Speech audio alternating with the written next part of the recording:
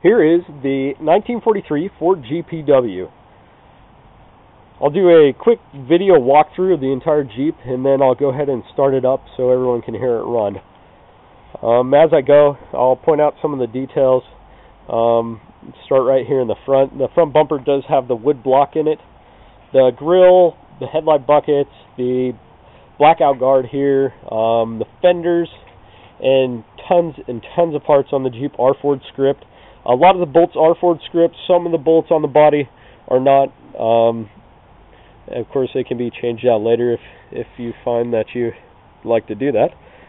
I do have 6 combat wheels for the Jeep. All 6 have Ford script tires. And one of them is actually a Ford factory original World War II tire. The body has an older paint job on it, older body work. There's actually lead filler is what they use, so it's not a modern Bondo, but it doesn't make an appearance everywhere. It just shows up in a few areas. So as you can tell, right here on this driver's side fender is one of these areas that I'm talking about, and it's something really small, and I'll go through and point out each one of these that I think would be, anywhat of a concern to anybody. Does have the shovel and axe. They look they are correct, and then the shovel and axe indents look really good. The sump looks really good. There are a couple of welded spots that weren't ground down all the way, but again, it looks really good, and you don't really notice it unless you're looking for it. Inside the compartment here, the seats are all Ford script. The canvas is brand new beechwood, including the summer top.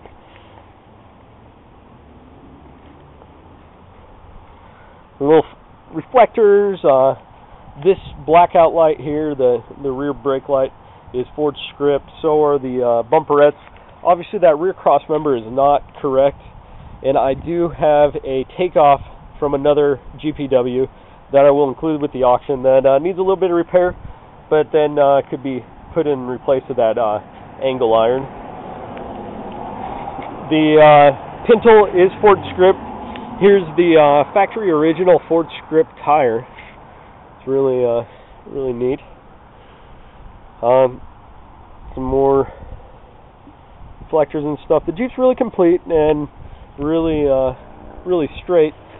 Back here around the pintle was another area I wanted to point out. Is there was a little bit of a filler there, and you can see how it's kind of chipped. But again, it's something you wouldn't really notice unless you got right up on it. I think one of the biggest blemishes on the entire Jeep, besides that rear cross member, is right here on this passenger side wheel well. It was obviously dented in, and they put a little bit more lead filler right here, and it has cracked out over time. But the toolbox wells, I don't know if we can see in there, it's kind of dark, but they both look excellent. Everything, as I said, is really straight. There's not really any rust. There was one area I wanted to point out down here by the passenger side step.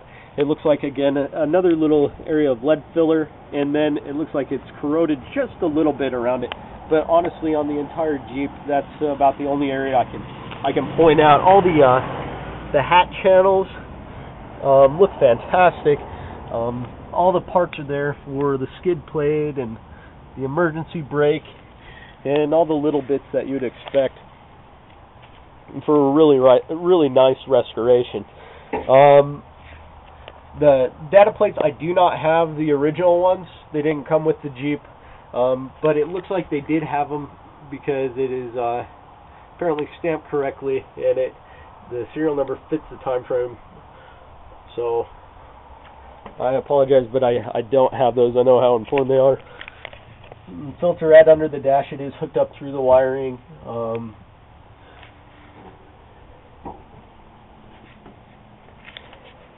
The screws for the decontaminator bracket. Rifle rack. Tandem wipers. And kind of interesting setup. They have a little spring in there. I hadn't seen that before.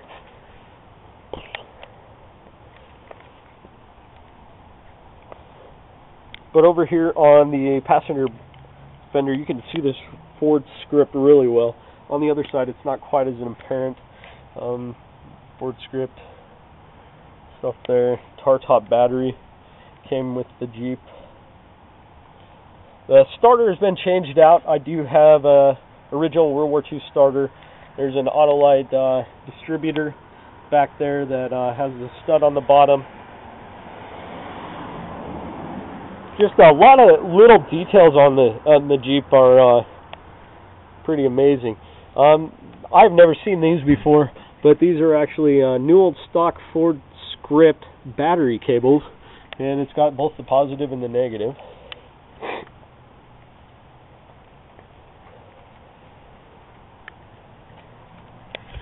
You can see the frame number, and again the G on the GPW is really faint, and so the DMV would only put PW 111001.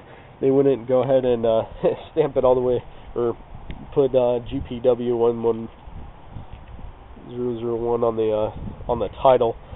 Again, the block down there is GPW, and then the serial number, I don't know if we can make it out here, and the head is script as well, and thermostat housing.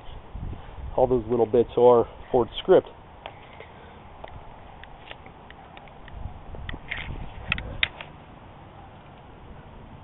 And there is a little piece of extra angle iron that we could cut off pretty easy back here. Is the only other, blemish on the frame.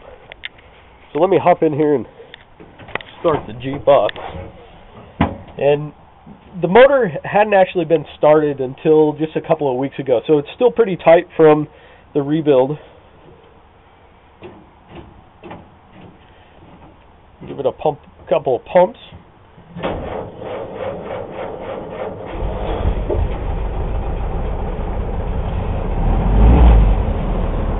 So I have the choke out just a little bit. We can probably put that in.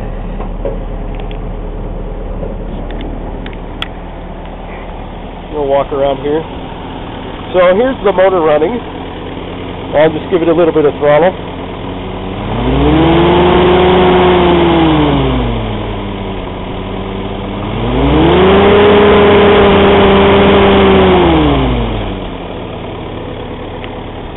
So as you can see, it runs good. It drives really well. The brakes work great. It does pull if you lock it up real hard. It does pull to the right just a little bit.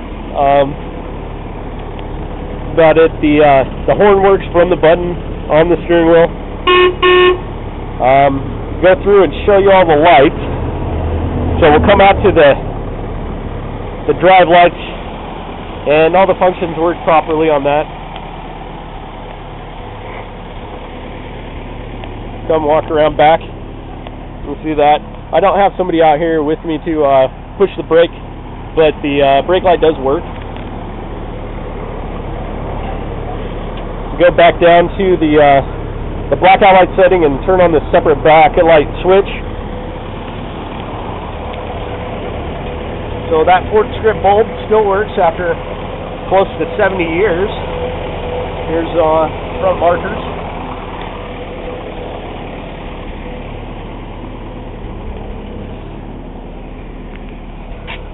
Rear marker.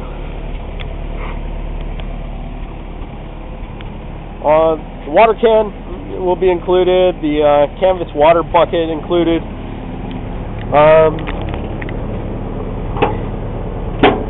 Inside here is a new old stock trailer socket cover.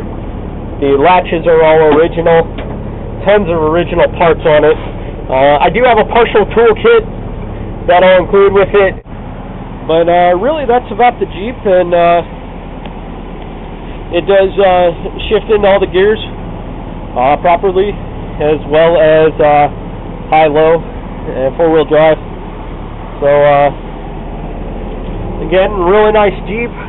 Not 100% perfect, but somebody out there will really enjoy it.